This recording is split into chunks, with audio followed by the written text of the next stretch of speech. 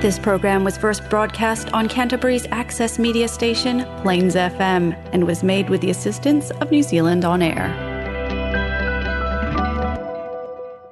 It's time for Emergence News on Plains FM 96.9, citizen-made radio.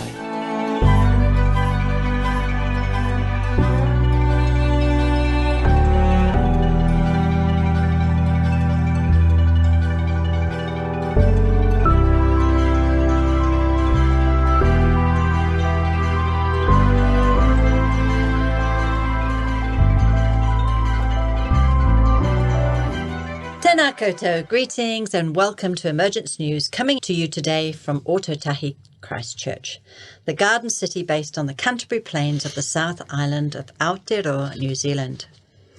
Our beautiful island is also known by the indigenous people of this land, the Māori, as Te Waipounamu, the Greenstone Isle, famous for its greenstone or pounamu.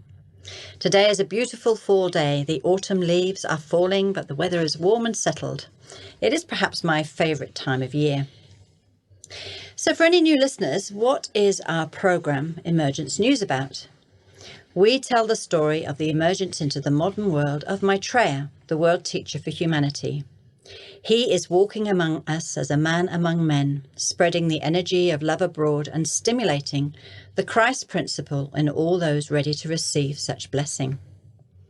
If you find yourself ready and willing to serve your fellow man, if you feel compassion for those who are suffering, if you are longing for justice for all and peace on earth, if you're prepared to act and use your influence to bring this about, even in a small way, then you can be sure that this principle is stirring within you.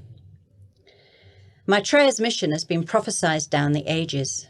He is the awaited one by all the major spiritual and religious traditions, the ever-coming one found in Egyptian astrology. He is our eldest brother here at this time of change and turmoil to help us navigate the choppy waters as we enter into the new golden, glorious age of Aquarius. Humanity is awakening. It might seem as if we're going backwards, but that is because everything is coming forward to be seen in the light of a new day. It is messy and confusing and often quite horrifying as we open our eyes and see the truth revealed. However, our story is a message of hope. All will be well. With Maitreya comes a group of his disciples known variously as the Masters of Wisdom, the Brotherhood of Light, the Lords of Compassion, the Ascended Ones. They have many names. They too are elder brothers returning to help us as we take a great evolutionary step forward. We have been told there are at least 14 masters living among us, and eventually there will be 44. They have been and are influencing life on earth in all the major ways we are progressing, through social justice, education, technology, science and medicine, as well as religious, ecumenical respect and connection. However, today on the programme we're going to talk about another source of help and inspiration. Human evolution is of great interest too to the other inhabitants of our universe, people from other planets. Yes, there really are people living on Venus, Mars and Saturn. Why we can't see them, we shall tell you, as well as sharing some of the concerns, wisdom and advice they have passed on via their human contacts, who have been spreading, or at least trying to spread their experiences and the messages given to them by our brothers and sisters from outer space. So with me going more into the story today are John and Peter. So welcome. Welcome, Peter. What have you got for us today? Hi there, Shavir. Yes, so we're going to talk a wee bit about Adamski. He was one of our enlightened ones who had an inkling about what was happening with regard to the UFOs and the Space Brothers. Thank you. And hello, Shafir and Peter. I'm going to share some of Benjamin Cream's thoughts on the Space Brothers. Great. It's nice little snippety gossip stuff, little snapshots of information. Good.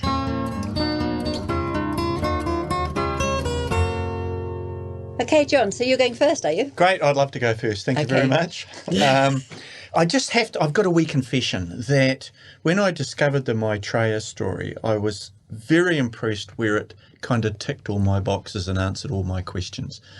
And it's got a cosmology, it's got a big picture, and it's got a very small picture, and it deals with the macrocosm and the microcosm.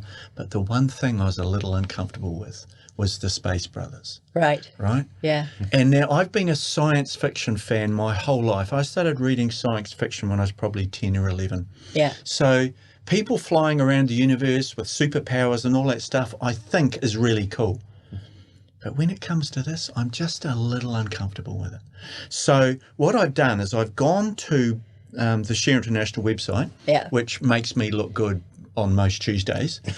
And I've just gone, what do you know about the Space Brothers? And I've come across some great thoughts on Benjamin Creme about the Space Brothers that I'm just going to let go. And hopefully my unconscious bias will go with it. Okay, so gone to the Share International website. I really like the term Space Brothers. I prefer that term. We've been saying aliens for a long time, and alien is a really unpleasant word. It's the other, isn't it? It's the outsider. Yeah. It's derogatory. Whereas Space Brothers is a much more accurate descriptor of their relationship with us. Now, so I've gone through the Benjamin Creme stuff, and he's asked a lot of questions which I've kind of picked out. And he's asked about what do UFOs and Space Brothers have to do with Maitreya, and Creme's come back with there's a relationship. What the UFOs are doing very broadly and simply is preparing a platform for Maitreya. Most of the UFOs visiting this planet come from Mars and Venus, and I think Peter's probably going to touch on that a little bit later. Will do, yes. Most of them, even the Venusian ones, are made on Mars, which is kind of a great industrial planet. All of them are in the etheric level of matter, not dense physical, and they can lower their vibrational rate temporarily so that they can be seen. And from that, when I read that, I thought, whenever you see one, they want you to see them. Yes, definitely. Yeah. Isn't that lovely? Yeah. So, and they often shimmer, like they're sort of moving into phase or out of phase just a wee bit, like that. They're not. So if you've ever seen a UFO, then you're very lucky indeed. Yes, it's been They deliberate. knew you were there and it flicked the switch. Yeah. I can imagine the conversation in the cabin. Bob, the human's looking at us, flick the switch, and we'll waggle our wings at him. I thought that was really nice. Yeah. The other thing that's really topical at the moment, and now Creme wrote this many, many years ago, is he says if you went to Mars, you'd see nothing. But there are more people on Mars than on this planet. Their technology is thousands of years ahead of ours at the present time. But when we have the new technology of light, which will be as soon as our planet settles down, the principle of sharing is governing, and there are no wars, the technology of light will be given to us, and it enables us to bring energy directly from the sun. And he goes on to say, this is how people on Mars and Venus and everywhere receive their energy. And I was thinking about Mars, and what are we doing with Mars at the moment? We've got a nasty little nuclear-powered bug crawling all over someone's backyard. Yes. And we can't see it because they're an etheric level of existence. And so the planet looks like a ball to us, right? Yeah. I think we're only seeing the skeleton of the planet because life on that planet must be etheric, right? Yes. So we can't see it. Yes. So our nasty little nuclear thing is crabbing around someone's backyard, and they're probably stepping out of its way. The people from Earth have sent another one of these things to our place. They're probably trying to get out of its way. So I found that kind of interesting. The other thing he talks about that Space Brothers do for us, and this is a little scary, he says our planet has exerted on it from a great body in space a force which pulls it very slightly off its axis. And if it had not been corrected by the Space Brothers, then all life on this planet would be very painful indeed. We would have all sorts of destructive issues on this planet. So basically they put an energetic ring of light around the planet which keeps it intact on its axis. And so long as they patrol the planet and keep that going, we're safe. So our planet's in that adolescent stage where it's not quite sitting on its pin correctly, and the Space Brothers enable it to be stable enough for us to live this life that we're living. Yes, well, I was just reading that with George Adamski's book, which I finally got hold of, and the master in there was saying that there's nowhere else in our universe that has any wars. We're the only planet.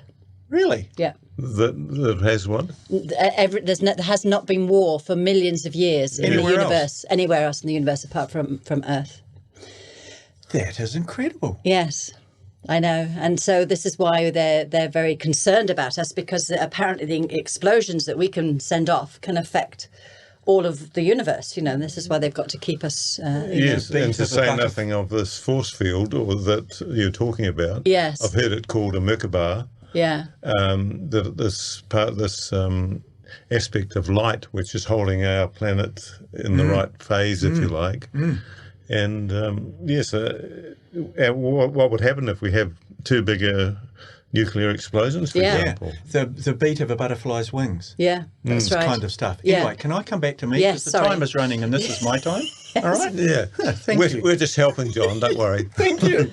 Okay, the other thing that Krem says, and he said this right from day one. I got involved with the story back in '88, and Krem has been saying this from day one. The planet is already polluted to a degree which is now dangerous. Pollution is the greatest killer of humanity, and much of it is of nuclear radiation. The advice of Maitreya and the Masters will be to close down immediately all nuclear fission power stations in the world. They could be replaced tomorrow with a safe fusion process, which we've talked about previously, as an interim measure before we get the technology of light once we start behaving ourselves. However, he goes on about this and the Space Brothers' role in helping dissipate nuclear pollution. And he said without their help, we would have many, many more problems health-wise. Because they can only do it within a karmic sort of line, can't they? Right. I mean, we have to sort of take responsibility as well. For you what can we've only done. help your messy neighbour to a certain degree. Yeah. He talks about how often they're there. He's asked how often do they visit, and he said they're there all the time, in their thousands and sometimes in their millions. They help us in many ways, and without them, this earth would be a very painful place. He goes on to say that right from the start of human life on this planet, the Space Brothers were involved. So he talks about the Space Brothers have implosion devices which neutralise nuclear radiation. He talks about pollution a number of times, it being the number one killer, destroys our immune system, and that's why we've got this rising of influenzas, pneumonias, AIDS, HIV, and so on. And he goes on about that after the Day of Declaration, which we've already talked about, that cleaning up the planet's going to be this major focus, but the Space Brothers will be involved with that. And he'll introduce them, won't he? Yes. So although we can sit in the studio and go, my goodness, there's so many things facing planet Earth and humanity at the moment, we've got help from two fronts. Firstly, from Maitreya and the Masters, who are coming back into our lives, and secondly, from the Space Brothers with this benign technology. He's asked often, do you think there's any threat from the people on other planets? And he's really clear on this. Absolutely not. Their intention is totally beneficial. In fact, without their help, the planet would almost be unlivable. We owe them an enormous karmic debt. He goes back many times to say all hierarchies of all the planets in the system are in touch with each other. And everything that takes place in an extraterrestrial sense takes place under law. All the planets of our system are inhabited, and there's kind of a space confederation. And of course, every planet has a god. And the solar system is the body of expression of a god. So whether you want to go to the Space Brothers and UFOs, or whether you want to go to a more divine aspect, there is a constant relationship between the planets and the solar system. I thought that was really beautiful. Because, of course, the sort of Space Brothers are just like us, but they've just evolved more. They are human beings who have evolved and become, like more spiritual. In fact, aren't they? And I mean, the Venetians apparently, are sort of generally more. They're a sacred planet, aren't they, Venus? And so they're more like gods to us. He comes back time and time again too around the negative stories about Space Brothers and about abductions and experiments and all that sort of stuff. And he says, really, It's down to two things. Firstly, the astral imagining and fear of the individual who makes the claims. And secondly, by misinformation, disinformation provided by negative forces on this planet who want to keep us enthralled to materialism, which knowledge of and understanding of the connectedness of the solar system will make pretty redundant. Yeah. Because if all of a sudden you can jump on a spaceship and fly to Jupiter, what does 2 new pairs of genes really mean to you? Yes. Right? Yeah. But currently, the planet's involved in providing you with 2 new pairs of genes. So he says there's an awful lot of disinformation around that we have to be very careful with. He's asked, are the Western governments aware of UFOs and Space Brothers? He says some yes, others probably not. There may be individuals in governments who have read my books, who are aware of Adamski's work. But he said that UFOs have been involved, the Space Brothers have been involved with humanity right from the start. He does mention, though, that there is a special department in the US government that is not connected to the military that investigates and studies UFOs and Space Brothers.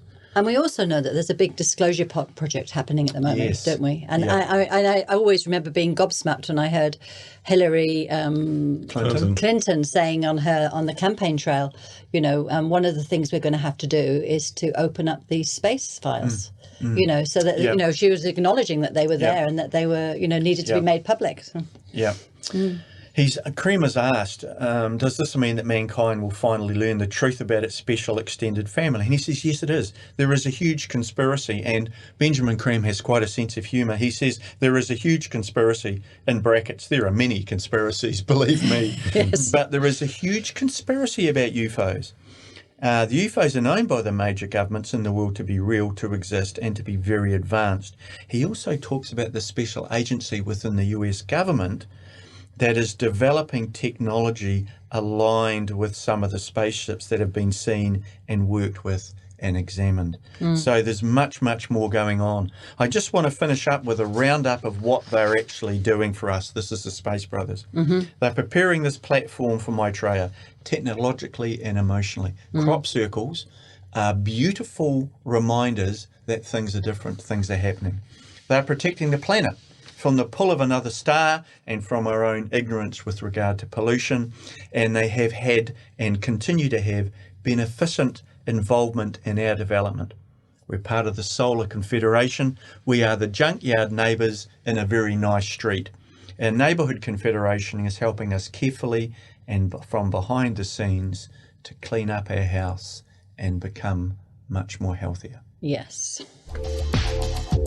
This is the Emergence News on Plains FM. For more information, go to shareinternational.org.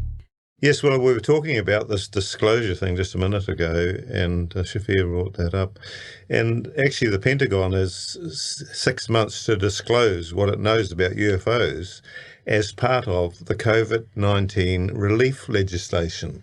Really? Really? Yes, it was put in there by our orange-headed man at the top of the tree. Yeah. And he said that there were 6 months they've got...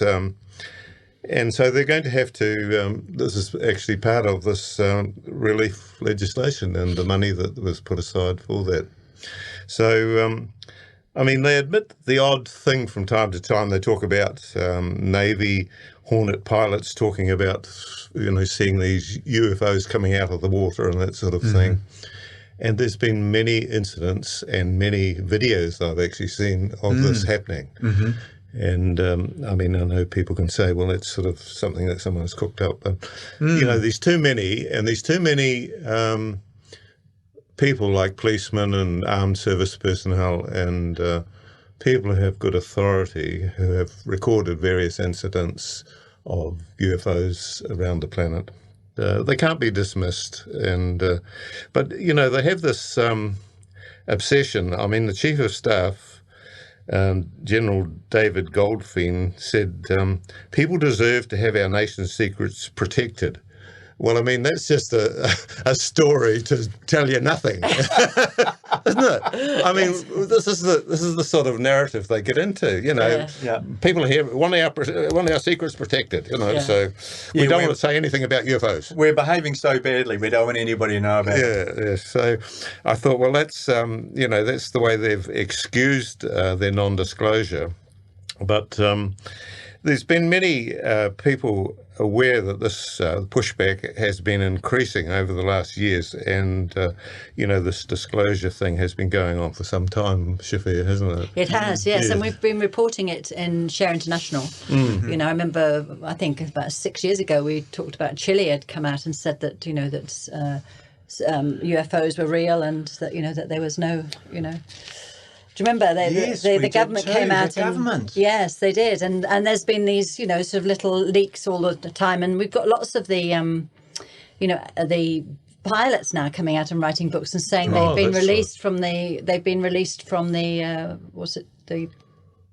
disclosure, non-disclosure, things that they had to sign, and they're now. So I think there's, I think there has been probably a worry because of all the alien films, and that actually that people will panic. Right. Yes. So they're doing it slowly. Yeah. Yes. Well, I mean, Bruce Cathy was one of our early pilots, the NAC, and he wrote several books. One of them was Harmonic 695, and he talks about all the grid lines where he'd seen these magnetic grid lines that he'd worked out where they are on the planet, and this is where he sees the UFOs, because they use these grid line points, and this is where they're seen normally. And so he predicted all sorts of stuff, and very interesting man he was too, very much a mathematical man. Benjamin Creme has much to say, actually, with regarding our space brothers, as John has been disclosing to you. In 1959, when he was contacted by a master of the spiritual hierarchy, the first work was to do with the space brothers, the people using the UFOs. Ben had read Adamski's book, Flying Saucers Have Landed, which was written in 1953. In Ben's experience, as the UFOs come from our solar system, mainly from Mars and Venus, as John was saying. Most of the spacecraft are made on Mars, which will surprise our listeners, but they are made by thought and on the etheric level. The planet Mars lost its atmosphere about 3 million years ago, and the people there have no dense physical bodies, but they still have an etheric physical body, which we have, of course, as well. But it's interesting that the young people coming through today are predicted to be able to see on this etheric level. And as time goes by, more and more young people will become aware of this, and then the etheric levels will be acknowledged because of those young people coming through. Who can see it? Yes, who can confirm that. And the thing is, if we were to go into this etheric level, it would just feel as real as us sitting here at the moment. It would feel as dense and as real. This is what I struggle with it, because Creme talks about it still being physical. But it's 4 levels above what we currently perceive at the fine level of physical, which is gas. Yes. So it's still a physical level, but it's just a very fine. So I'm not sure that we could grasp it physically, Shafia. We could maybe see it, but not grasp it. But you see, a lot of these people that have had so-called trips on UFOs and that sort of thing, and there's a myriad of books out there about this, have actually done so on the etheric level. They've left the body behind. The space brothers have the ability to hide the physical body and look after it while they're absent. But, these books written about this man that took off, he was gone for 9 days in New Zealand. There was one here. And there are quite a few books along this sort of theme. And they think they're in their physical body, and they are, but it's an etheric physical body. It's not the dense physical body. It's not the dense that we can see at this level, but it would seem, it was just like, I suppose, tuning into a different frequency, isn't it? It is, exactly. That's what it is. So you hear exactly you just hear exactly the same, things when you're doing it on radio. And so it would just seem just as real to you if you were in this. Do you get superpowers? I'd like to be able to jump buildings and run faster than a locomotive. Yes. Well. Yes, so we're not really aware of this, etheric body that goes on, but George Adamski wrote these books, and Shafir has just been talking about the one with Flying Saucers Have Landed, and he wrote that in conjunction with Desmond Leslie in 1957. And then he wrote another book called Inside the Spaceships. That was 1955. But before that, he'd written a novel, Pioneers of Space, a trip to the Moon, Mars and Venus, to test the public's reaction according to Benjamin Creme. It was a result of a trip that he did take out of body on a spacecraft. But of course, he just tested the public reaction to it by making out it was a novel. Mm-hmm. But, he's been vilified and redeemed and vilified and redeemed again and again, So it's interesting to read about his work, and I'm not sure that his books are generally available still. They may be available on PDF or something, won't they? Yes, I don't know. No. Anyway, Adamski was taken to Tibet, and he studied there several years as a teenager. And so he learned a lot of stuff that we wouldn't even be aware of. Mm-hmm. Mm-hmm. And so he did seem like he was a very advanced person. Mm. And so, there's lots of books there, lots of stuff that people can check up on. And he described the motherships as great big cigar-shaped ships, but they come in all shapes and sizes, as Ben has said, even shapeshifters that have been heralding Maitreya's presence. Mm. And we know those can change shape and change colours and flick on and off. So that's about what we have today.